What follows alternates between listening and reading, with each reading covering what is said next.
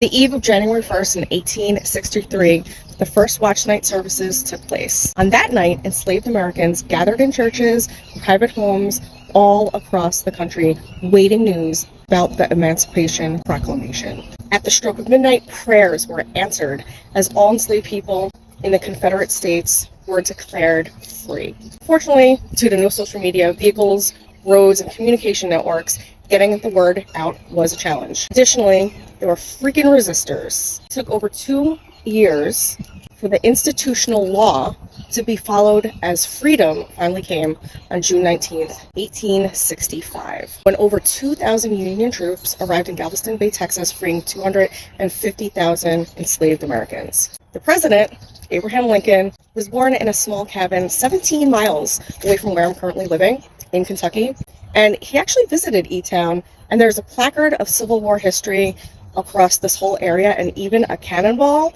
that's lodged into the side of the building today. President Lincoln never let the world forget that the Civil War involved an even larger issue. At Gettysburg, over the military funeral ceremony, he said that we here highly resolve that these dead shall not have died in vain, that this nation under God shall have a new birth of freedom. I'd like to point out a few things. My brothers and sisters in arms today continue to fight alongside one another for freedom around the globe. Our military force is diverse as it was then.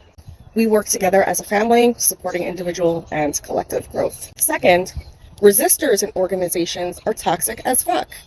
They delay process, and we need to identify them and get them the F out. And third, President Lincoln had a goal for freedom for all, and he achieved it through to completion, and he didn't back down to those naysayers. He committed action. Imagine what you could do if you had a goal and didn't let fear of judgment or imposter syndrome stop you. Holy jeez, could you make an impact towards positive change for you and so many other people? Finally, to my brothers and sisters of arms, I salute your service and bravery, to the ones that came before us, who paved the way for freedom for all.